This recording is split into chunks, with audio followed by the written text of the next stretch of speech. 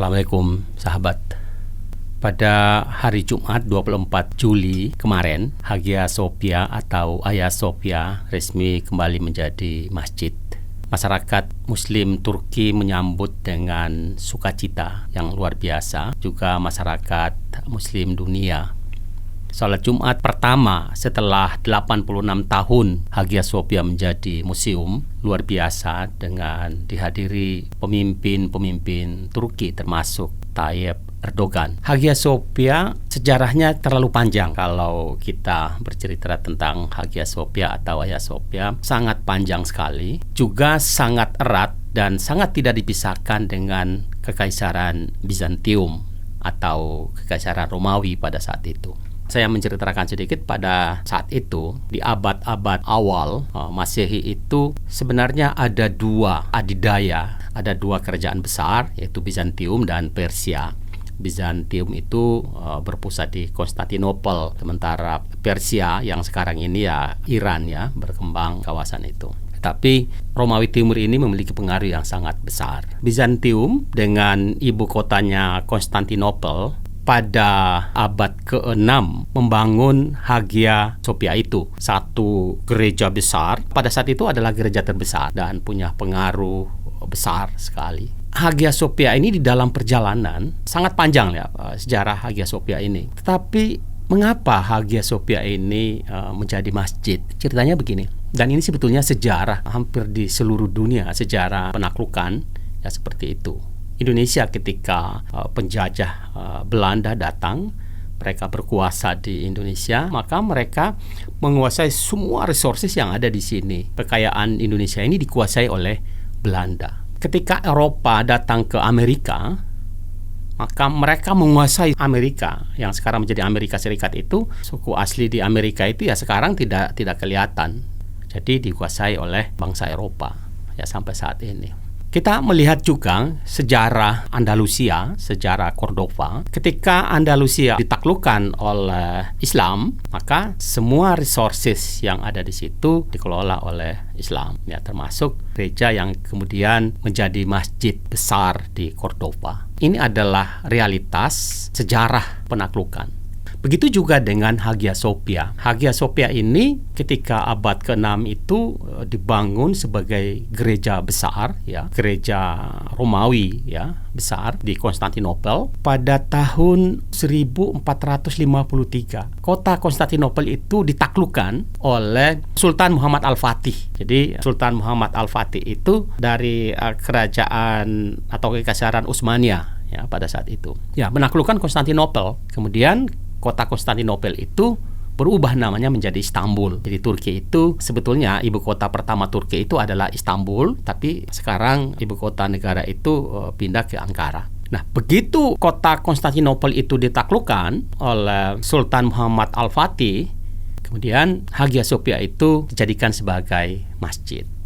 Dalam sejarah itu terjadi pada hari Jumat juga.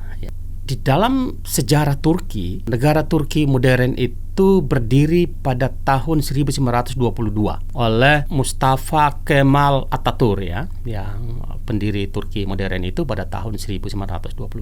Dan kemudian pada tahun 1934 Masjid Hagia Sophia itu berubah fungsinya menjadi museum. Jadi pemerintah sekuler Turki itu mengubah status Hagia Sophia itu dari masjid menjadi museum. Itu perjalanan panjang.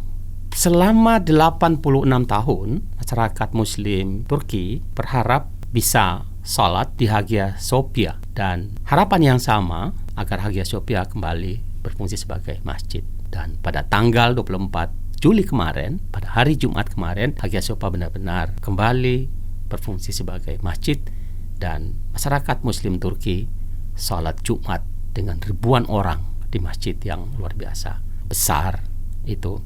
Kita kalau melihat tadi saya katakan bahwa Hagia Sophia kemudian dari gereja menjadi masjid, yaitu karena itu tadi. Ini adalah sejarah penaklukan. Siapa yang menaklukkan satu negara, kemudian dia berkuasa atas negara itu. Ketika Hagia Sophia berubah status dari museum menjadi masjid, itu reaksi luar biasa datang. Luar biasa reaksi para pimpinan negara-negara sekuler itu memberikan reaksi luar biasa, termasuk Yunani, menyesalkan keputusan pengadilan Turki yang mengubah atau membatalkan keputusan presiden pada tahun 1934 itu. Jadi pada tahun 1934 itu ada keputusan di masa pemerintahan Mustafa Kemal Atatürk, Hagia Sophia yang pada saat itu adalah masjid berubah statusnya menjadi museum. Dan pengadilan Turki kembali memutuskan pada pekan kedua Juli kemarin itu mengubah status atau membatalkan keputusan tahun 1934 itu, sehingga Hagia Sophia kembali menjadi masjid. Reaksi masyarakat muslim dunia pada hari Jumat kemarin itu luar biasa karena disiarkan secara langsung di berbagai jalur media, termasuk di YouTube dan juga termasuk di Facebook. Dan banyak sekali orang yang melihat secara langsung sholat Jumat di Hagia Sophia. Sekali lagi saya ingin mengatakan, dan kita semua juga harus tahu sejarah-sejarah penaklukan di seluruh dunia. Ya, jadi ketika tadi saya kembali sedikit cerita lagi tentang Andalusia dan Cordoba, ketika Andalusia itu ditaklukkan oleh Islam, ya, kemudian membangun satu kekaisaran atau suatu kerajaan atau satu pemerintahan dalam struktur Umayyah, dan itu panjang sekali. Maka Cordoba itu yang sebelumnya di situ ada gereja berubah menjadi masjid. Tetapi selama 8 abad, ya, lama sekali kejayaan Cordoba itu, kemudian Andalusia kembali ditaklukkan oleh pasukan Kristen. Maka masjid itu kembali berubah menjadi gereja, sekarang disebut sebagai masjid katedral. Ini kenyataan, jadi kita tidak bisa juga memungkiri bahwa ini benar-benar terjadi dalam sejarah penaklukan di dunia. Memang Hagia Sophia itu ada yang menginginkan biarlah Hagia Sophia itu menjadi milik semua agama, menjadi milik semua orang, siapa saja boleh datang ke situ. Tapi Erdogan mengatakan begini, Hagia Sophia saat ini telah berubah menjadi masjid, bukan lagi museum. Dan siapapun yang datang ke Hagia Sophia, maka dia sedang datang ke masjid. Ya, luar biasa pemimpin Turki ini, dan dia mendapat dukungan luar biasa dari keputusannya ini. Tetapi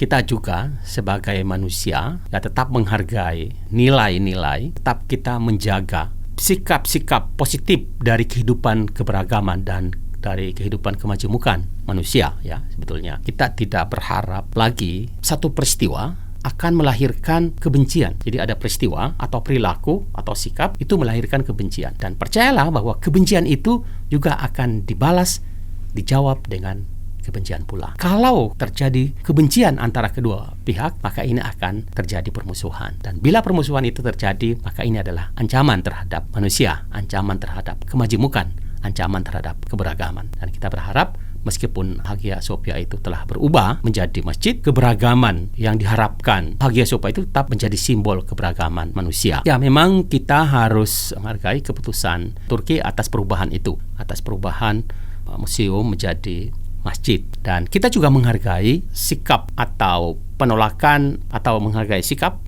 atau menghargai reaksi yang disampaikan oleh para pemimpin masyarakat yang non-muslim, ya, Hagia Sophia.